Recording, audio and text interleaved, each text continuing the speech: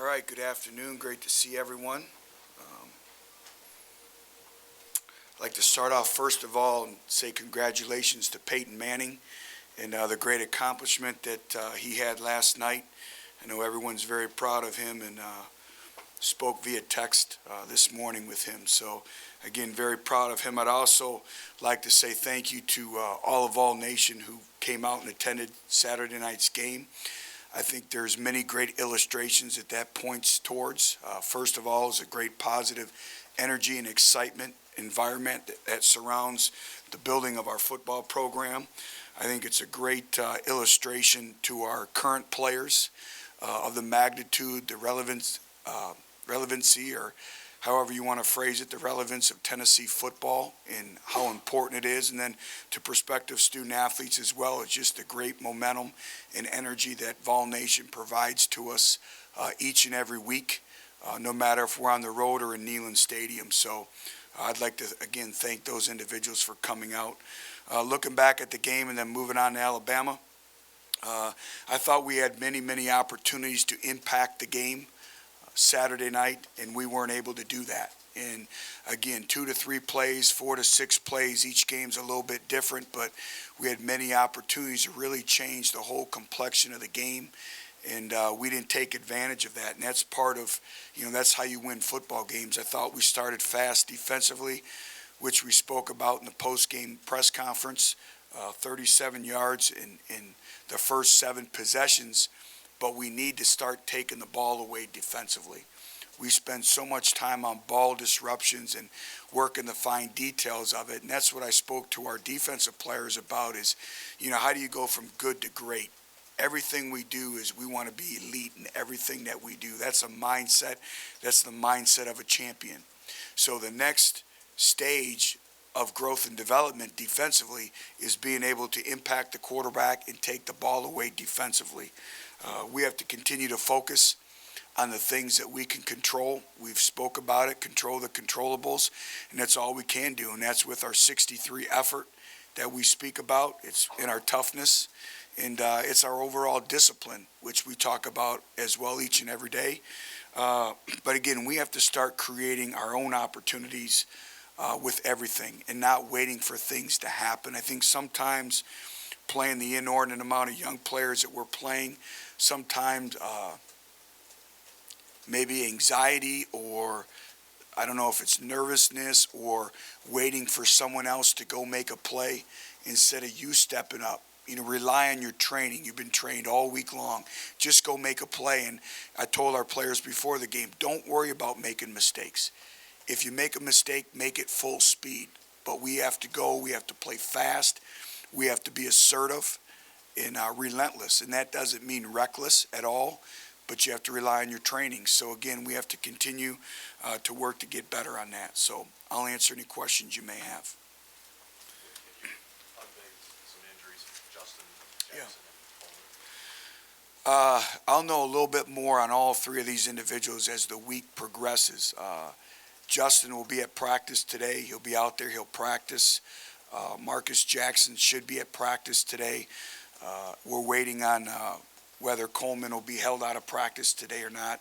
But I anticipate all 3 being available on Saturday, ready to go. But we'll see as the week progresses. How banged up was Justin even going into this game? Well, Justin's been through a lot, and I think it's a cumulative effect. And not just the sacks, but the hits, that he's been through, and he's been gritty. He's been, shown great perseverance, but I think it's a cumulative effect. I think the game against Alabama will be like the 10th game against the top 10 team of your first 20 at Tennessee. How difficult is the balance between trying to show progress on the field and trying to develop the team the way that you believe you need to develop it in your program and rebuilding? Well, I guess I'm going to go back, and thanks for making me feel better. But I'm going to go back, and I'm just going to talk you through it in terms of you have to rely on the process. And we're going through a process of building a football program right now, and you can't get caught in the emotions of the ups and downs the natural adversities that a football season brings about and the building of a football program. And a lot of sleepless nights, but also as a leader, you step back and you look, are you making progress? And where are you making progress? What areas do you need to improve on? Whether it's personnel-wise, whether it's coaching, whether it's scheme, whether it's administrative, whether it's recruiting. And, we're all disappointed because you play the game to win, and it's a bottom-line business. You're measured on wins and losses. I understand that. But again, you have to go back and look where you're at. And I'm as optimistic and encouraged as I ever been. And I see progress every day. And that's measured in so many ways. It's measured in, our youthfulness and these individuals that are playing. And it's keeping everything in perspective. That's life in the SEC. Has it been a great challenge? Yes. I don't think anyone's ever been through that. But it's going to make us better in the long run. And it shows you who's with you. Everyone has a chance to prove themselves, but again, you have to be resilient. And as the caretaker, as a leader, you have to focus on the bullseye, but also see the broad picture where you're going. And we're making great strides and we're making great progress. And we just need to continue to assemble talent, recruit and develop the young men that are here. Completely different culture, mindset. The inordinate amount of texts I receive again, from individuals. They take pride in their performance. They internalize every play that they make. And the big thing for a young football team is not getting caught up in the outside distractions. Those are all external factors. Just focus on being a better football player each and every day. You're responsible for what you create every day. That's what we talk to our players about. And again, I'm encouraged, disappointed, because we expect to win the football game. We talk about that every week, but I can't let that detract us from where we're going. We're on the road to assembling another top 5, top 10 recruiting class. You really think about it, it's incredible. And our coaches have done a great job, and we'll get there, and I'm proud of our players. I think our players, again, are working exceptionally hard, and they're very prideful. They take pride in their performance, so we need to continue to get better, but I continually say it, I love our players. How did they respond when you got back into town and gathered around with some yesterday? What was their response? Well, what you would expect, very disappointed, disappointed in a number of things and performances and, all those things that are associated with the outcome of the game, but also ready to get back to work. And I met with our players, staff, and we spoke about where we're going, the journey we're on. It's a long football season, keeping things in perspective. It's an opportunity to leave your legacy in terms of leadership and where we're going. And nobody's blinked, nobody's flinched, and we just keep going. That's all you can do. But, when you come up on the short end of things, everything becomes magnified. You don't get the bounce of a football. You get an untimely penalty. You drop a ball. You jump off sides. You do something. And again, we're responsible for what we create. And I'm a firm believer, if you continue to play hard and invest in victory, live your life the right way, that ball all of a sudden bounces in your arms. You find a way to make a play. You find a way to make a break. And that's why you just got to keep grinding. Football's life just sped up a lot faster. And that's what we talk about every day. So we're going to be fine. And we just got to keep grinding. Was their reaction yesterday in any way surprising to you? Were you more concerned about them, how they were internally handling things, with Right. each other? Because you said you're still learning this team. Did their reaction yesterday surprise you, or is that kind of what you expected? That's what I expected. We're so youthful, they don't know any better. They have no past experiences. It's kind of that unconscious incompetence. They don't know. They just show up to work every day. And I have to rely on the older players, and that was kind of the talk with AJ and Kurt and all that, is that they've seen this materialize before. What makes you different? What makes you a different leader? What are you doing different to lead? How have you learned from your past experiences? Because that's what great leaders do. And just that overall stability and leadership and hunger I see every day. So it did not surprise me. But going back to some of your opening comments, you were talking about missed opportunities. Can you be specific? Where are you seeing and what are you seeing on film that Yeah. are those missed opportunities? We thought we had great opportunities for a couple interceptions. We had the right defensive call with the right down and distance, robbing a dig route, and we're waiting for it to be thrown, and it's thrown, and we kind of freeze in the moment.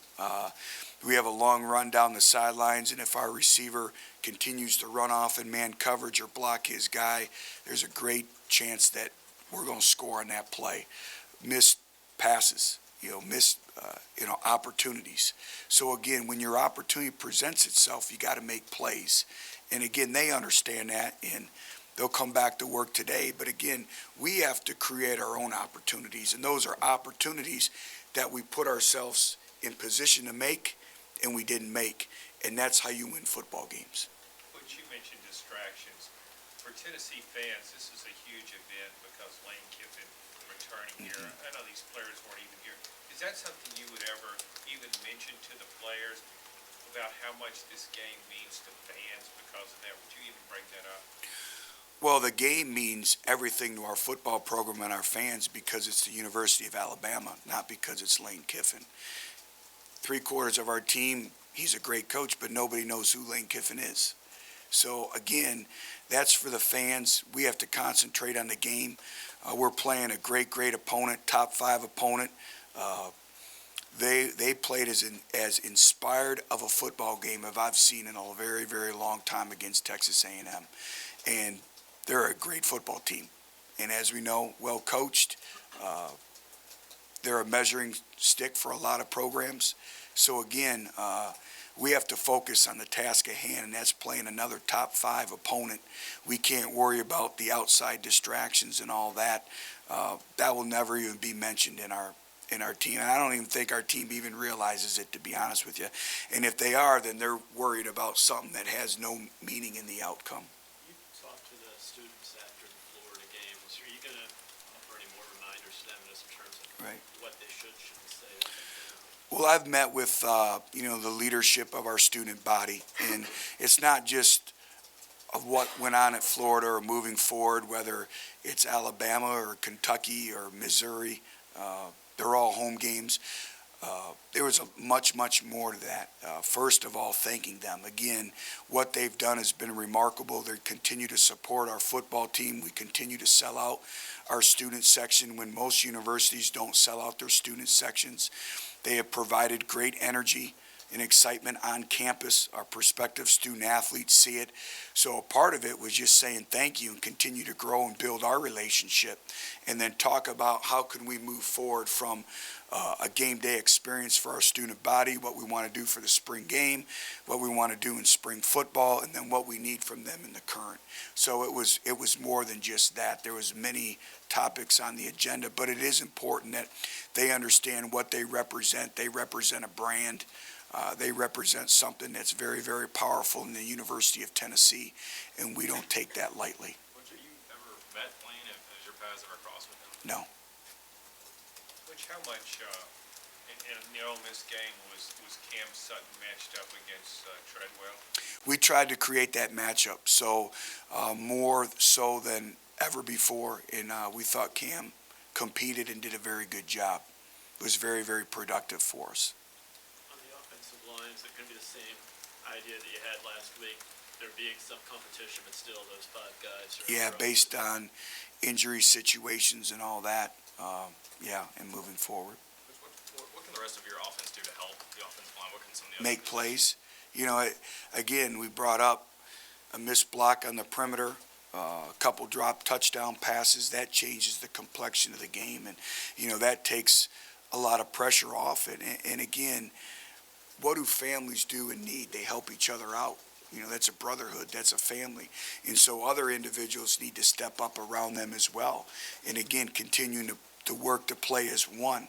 We talk about playing complementary football, offense, defense, special teams, but we need to play complementary football within ourselves offensively too, of 11 playing together. And again, when you watch the video, it's 9 guys doing the right thing, 10 guys doing the right thing, and everything is magnified. And so again, it's just going back to being responsible to do your job, not try to do anyone else's job. Just focus on your job. How much of the protection breakdowns would you say are on Worley as opposed to the offensive line? Well, it's a good point. And sometimes it is. You know, the quarterback also has to have a timing mechanism in his head, and there's an internal clock. So if it's a three-step drop, you take your drop. If the ball's not there, throw it away, put it on the shelf, play the next down. And sometimes Justin, trying to make a play, holds on to the ball more than he should. So it's a combination. Again, everyone points towards the offensive line, but it's backs and protection, it's tight ends and protection, it's our rhythm and our throw game. It's a combination of all that together, and it just becomes magnified. I don't know how much of Alabama's been able to see so far, but just from that film of Saturday, what was the difference in their offensive line play, particularly this Saturday, than maybe earlier in the season when they were struggling a little bit? Well, they've played good opponents. They're talented. They're big. They're physical up front, a very typical Alabama offensive line. I think they're playing to the strengths of their players. They did a lot of quick screens, a lot of, dual packages where you have the run and the pass option off of it. So I think they're doing a great job. I think Blake Sims is every week he plays, he gets better and better at managing their offense. He's making plays. He adds a whole nother dynamic to their offense because he can not only make plays with his arm, but he can make plays with his legs. That was evident this past week. So again, they're very, very talented out on the perimeter. They're getting the ball in the hands of their playmakers, but they can run the football, and they're very physical. And I know they still want to be a physical football team. And again, the game that they played was very impressive. In an ideal world, would you limit on defense the number of plays even your best guys would play? What would be like a play count, say, in an ideal world for you? Well, each game is different with the play count, but you're exactly right, John, as we would like to limit our plays, and that's a byproduct. That's all relative to your depth on your football team. But in a perfect world, I would say between 30 and 45 snaps. We have individuals right now that are going 80, 75, and then the other thing, it's not just the defensive snaps. It's also the special team repetitions as well. So again, we have some individuals that are playing maybe 60 snaps defensively, but 15, 16 snaps with special teams. And again, when you go through the grind of a long season, it's an accumulative effect. That's why the recruiting element, the development element is very, very important as you continue to move a program. And when you build a program, the first thing usually you have to repair is the overall depth in competition at each position. Plus, I think when you play more guys, that helps your morale. That gives everyone a role and a responsibility on their team. So I think it's very, very healthy in all regards. And then nothing's better than having competition and basing who starts based on your week of preparation. So it all goes hand in hand. What did you see on film after the combinations you had to use after Marcus Coleman went down? Guys like Jacob Gilliam, Brett Kendrick, what did you see from those guys? All the individuals that played did some good things, but also have some things obviously they need to work on. I thought Brett Kendrick did some very positive things in moving forward. Liked a lot of the little things that he did. Jacob, he's a warrior. Again, here's a fifth-year player, walk-on, who earned a scholarship playing in a game against the number 3 ranked opponent in the country versus no ACL. So again, his big thing is just the stamina on getting back his quickness. He's not there yet, but he'll get there. Where did you feel like Josh Malone had his best night? Just seemed like he was more aggressive when the ball was in the air. Josh is one of those individuals we spoke about being assertive, being more assertive, and again, just playing fast.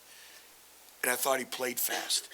I thought it was his best game he played to date. He attacked the ball in the air.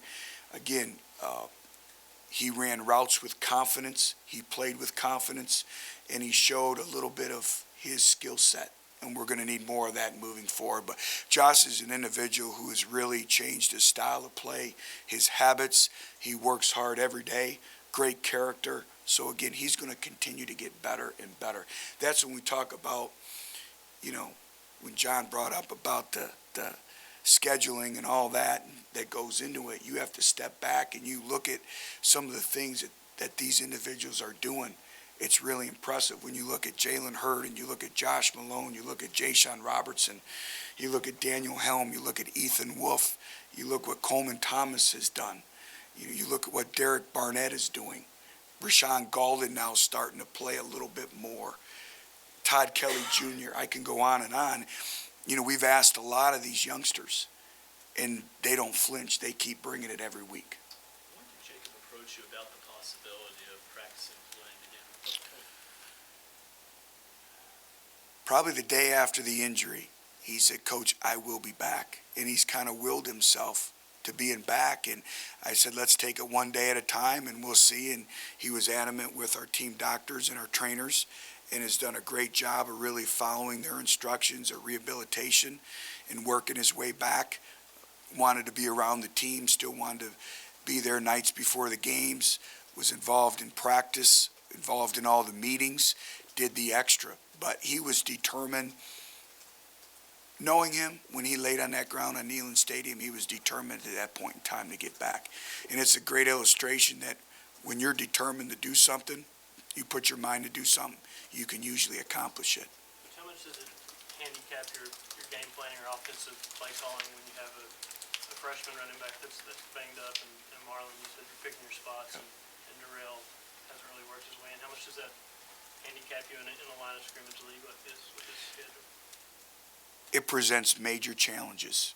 You're trying to take into consideration so many things when you're calling a play. I think at times people view play calling as some magical cure, that it's just you dial a magical play and it just automatically works, and it's run by human beings. There's a human element. I can get up on the grease board and draw you up every play that's blocked to score touchdowns. There's the human side of it that goes along with it, and it's being able to make plays. Sometimes, too, an individual may be covered and you throw a jump ball and he goes up and he makes a great play and everyone says, that was a great play call. And when we call plays, we like to think players, not plays. How can we get the hands in our playmakers? But it does challenge you because you're trying to take into consideration or account many things than just trying to get the ball in the hands of the player. When you look at tape of Ole Miss and now look at tape of Alabama, do you look at those teams and say, hey, this team's good enough to win a national championship? Do you see both those teams in that kind of light? I do. I believe there's a number of SEC teams this year that have the ability and capabilities of winning the national championship. And we're playing a lot of them, and we're being competitive, and we've put ourselves in positions to win those games, and we've come up short, and that's the disappointing thing, but also it's an encouraging thing as well. But I think there's a number of teams in this league this year that will have the opportunity and has, the talent to win the national championship. Which, going back to Cam, is he? It's almost expected in this conference as well. Which with Cam, is he the kind of guy that comes to you or your offensive staff and says, hey, put me on Treadwell, put me on Amari Cooper, and let me guard him the whole game? He's playing with great confidence right now. And about the start of the fourth quarter against UT Chattanooga, I walked over to Cam and said, congratulations on the victory. Now you get to cover Laquan Treadwell, great player. And he said, Coach, I want to play a man. And Laquan Treadwell is a great player. He's going to have a number of catches, and so I don't want to take anything away from him because he's as talented as there is. But I love Cam. He's very, very competitive. He wants the ball thrown at him in crucial situations. And that's when you know you have a player that's playing with great confidence. He wants the ball in his hands on a punt return. He's playing with an inordinate amount of confidence. But as we know, life in this conference, here comes Amari Cooper, again, one of the best players in the country. And he's dynamic, he's explosive, he can do it all. He can run the deep ball, he can run the intermediate routes, he can catch and advance. He's proven his skill set. He's proven it over time in this league of making plays. So it'll be another challenge in and of itself, not just for Cam, but our entire secondary, because he won't be matched up on him all the time. They do some very, very good things in terms of formationally, of moving him around so you can't match him up. Is it because of injury or something that the defense is doing why Marcos North seems like his output has been diminished a little bit over the past few years? I'm sorry, who? Marcos North. It's just, again, making plays when we get the opportunity to make plays. Sometimes it's coverage. Do they roll a coverage his way? Is he getting free access? Is he getting one-on-one opportunities? So there's a number of different elements that go into that. But just overall, how would you, Marquez with the whole receiver board, playing press coverage, how have they progressed by getting off that since the flight game? We've taken some strides in moving forward with that. And again, it's just a one-on-one matchups. And at the end of the day, we spoke about play calling, but really football comes down to a game of one-on-one matchups. You know, you work to dominate your opponent, and it's a game of one-on-ones. And we spent a lot of time working the press release technique. Are we finished product? Are we, no, but we're continuing to progress and get better. And what we're aided by is our size. We have some big-bodied wideouts who can go up and high point the football. And part of that also getting released at the line of scrimmage is playing with a very high level of physicality as well. How much have you guys missed Josh Smith? Is there any update on him? Yeah, we've missed Josh immensely. Josh Smith means so much to our football program and our football team, not just on the field but off the field. He's a leader, and he's still leading that way, but I know it's really bothering him not being on the field. He's making progress. He'll start running this week. Will he be available for Alabama? I think it's a long shot, but he will be out at practice. He will be running, and we'll see. He's done his due diligence in the training room, but he's a playmaker for us. And any time you take a playmaker off the field, that hurts you. It also hurts your overall depth. It hurts your overall competition, which we just spoke about. So he's a talented young man, and we look forward to getting him back soon. At what point is a redshirt in play for him? He'll play. If we go a few more weeks, which I don't expect, maybe we visit that. But right now we're here to win football games. And at the end of the day, that's what it's all about. So I would not even, that thought hasn't even crossed my mind. There's some freshmen that haven't played that maybe just through the natural progression as the season goes along could be playing for you in November. Is that a possibility? There is a possibility, and a lot of that is based on our depth. It's also based on their continual growth and development. We do, like today, we'll go out and we'll have a short practice, and then we do a developmental practice for all those individuals who maybe played very sparingly in the game or have not played at all, and they kind of have their own practice to make sure that if their opportunity comes, they're ready to take advantage of that. Which if Marcus Jackson can't go, what do you need to see out of either Boston Sanders or Dylan Wiseman, I guess? How do you handle the competition there? Well, there'll be great competition there. Just consistency in practice, consistency in performance, knowledge, of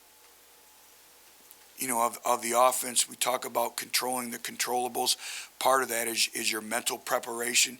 You can have no MEs or mental errors. Again, our margin of error is very small, so it starts with us completely understanding our responsibility in every single play, the fundamentals, the fine details to winning that play. So all that will go into that. With the struggles you guys have had up front, how important is it that you figure out the availability of all those guys sooner rather than later this week? Very, very important. To play offensive line, you need repetitions throughout the course of a week of practice because of the different looks that defenses give you, particularly Alabama. They do a great job with their disguise, the moving of the fronts, the speed of the game. I was brought up in the profession that if an individual hasn't practiced by Wednesday, he's not going to play in the game because he won't be game ready. And every time we've played an individual that didn't practice all week, he didn't particularly have a very good performance. And again, you play the way you practice. And that's why practice is extremely critical moving forward. All right. Have a good week.